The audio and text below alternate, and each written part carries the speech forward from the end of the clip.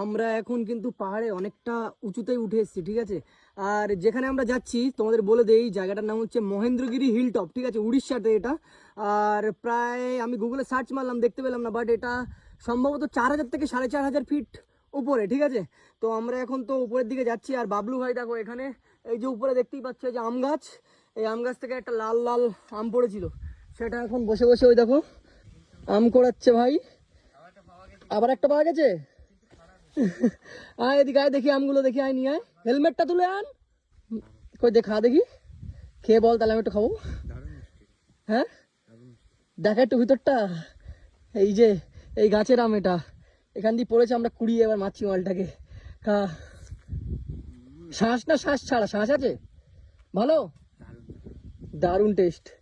তো চলো দেখা হচ্ছে তোমাদের সাথে আবার কোথাও একটা গিয়ে, ঠিক আছে।